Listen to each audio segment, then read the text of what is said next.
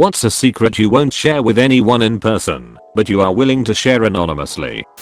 When I was very young, I'd put my mom's vibrator in my mouth and turn it on because it felt funny. What the fuck is wrong with me? Watch this video until the end for good luck. When I was about 9, I went over to neighbor's house. I would usually go hang out with my adult neighbors because they would let me watch TV and give me snacks in exchange for helping them, with the intention of seeing if I could play with the foster puppies she had. Well, she wasn't there, but her door was unlocked and I just went in and played with the puppies. When I walked out of the house, she was coming down the driveway. There was a bunch of stuff in front of her door blocking it from view from the driveway. I just pretending like I had been waiting for a minute and we walked in and I got to play with the puppies again. I think that I'm beginning to hallucinate every once in a while. It's mostly little things that are there and then they aren't. Pretty sure I'm obsessed with being in a relationship and I've started finding any woman that talks to me attractive. My mom abused me for my entire childhood by either being active in the mistreatment or being silent and allowing her boyfriend to do it. Fast forward to now, her mental health issues are taking a toll.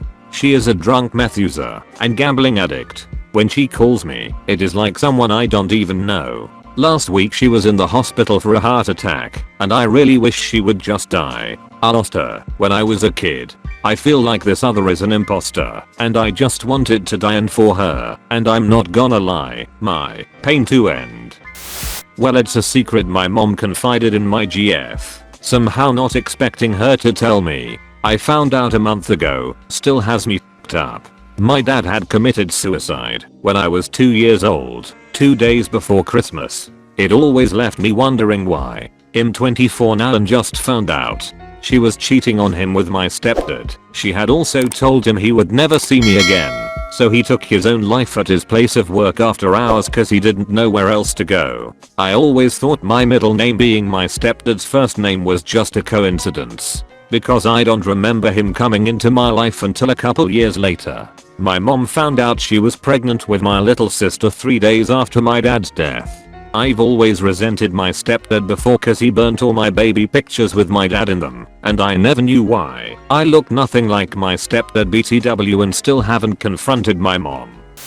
A little more than 3 months ago, my fiancé, who I've been with for the past 15 years, was killed in a car accident 2,000 miles away. I literally have nothing now. I'm so depressed that every time I see someone happy on social media of any kind, I get closer and closer to killing myself. My therapist isn't able to help me. No one is. Everyone keeps telling me it gets better, but it only gets worse. I don't want to kill myself. I just don't want to be alive anymore, because every f***ing minute of life is absolute hell.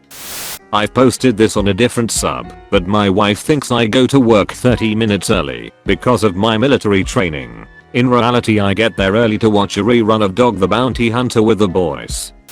I have told my husband, and my mom knows, but nobody else. When I was 7, I pooped the bed in the middle of the night.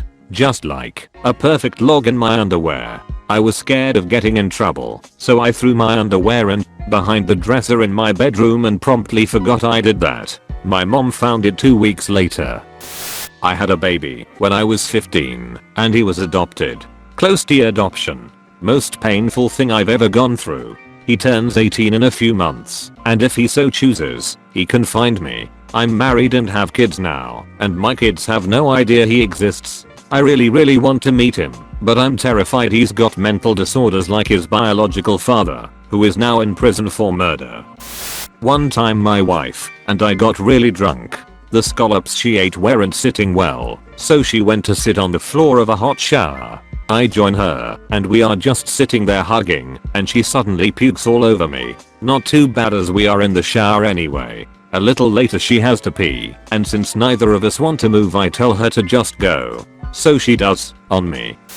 I have a fleshlight buried deep in my closet. I haven't used it for years. When I did use it, I used to shove it in the opening of a filled laundry bag, so I would be f***ing something with hefted mass. I had some very lonely times in college and that really helped me through it. I'm too hesitant to throw it away because I don't want someone to find it. I know that one day I throw it away there will be a freak storm or flood that blows the trash can over and spills it all over the street. Or the garbage bag will rip. Or it will bounce out of the garbage truck and into the street. So it sits in my closet until the day I die and my family has to discover it. Leukemia. CLL. Slowest growing form of leukemia, and there's no treatment other than stem cell, and hopefully I won't need that anytime soon. Not even 40 yet. I don't look sick. Even my own family doesn't believe me, so why would anyone else? I guess you need to be frail, pale, skinny and bald to have cancer, right? I have 4 sisters. I'm the only guy, and I've banged all their best friends. I don't say anything, because I want my sisters to keep bringing friends home.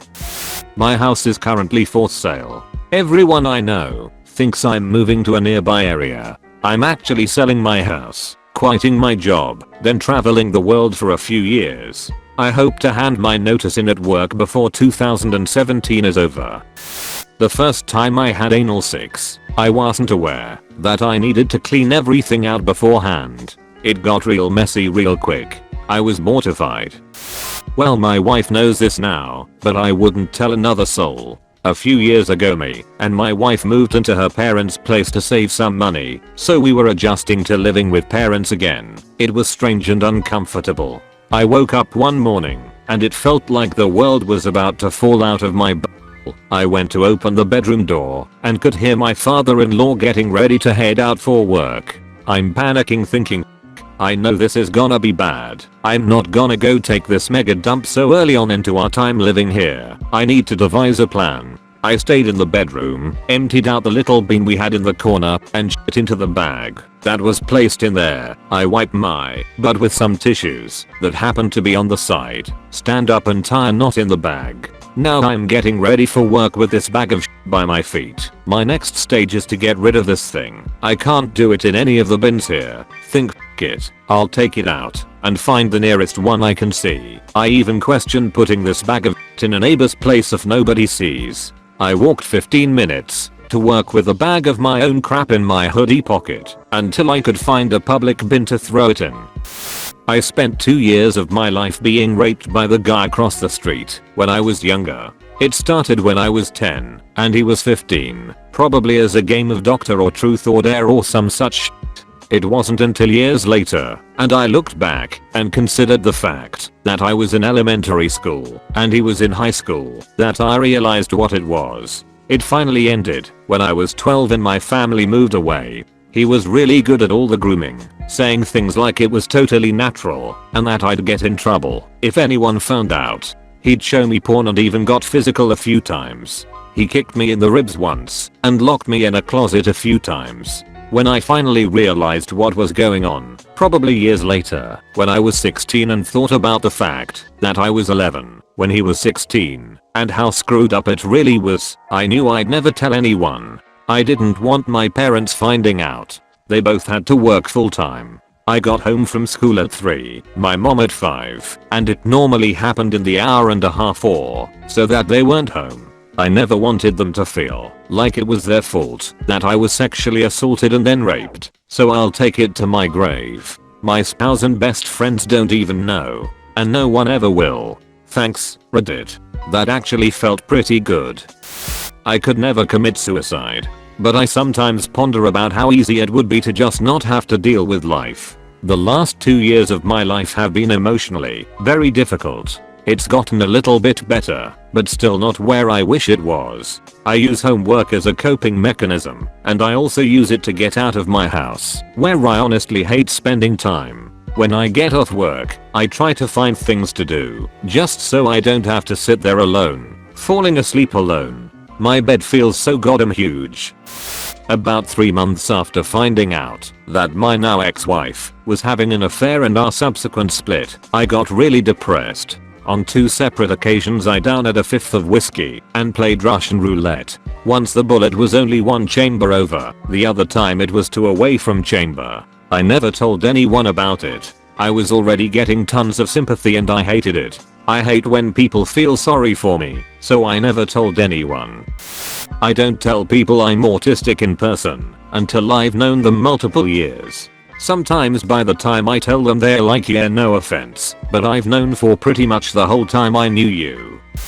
Make sure to subscribe to our channel and hit the notification bell. Let us know your thoughts on this topic. See you soon.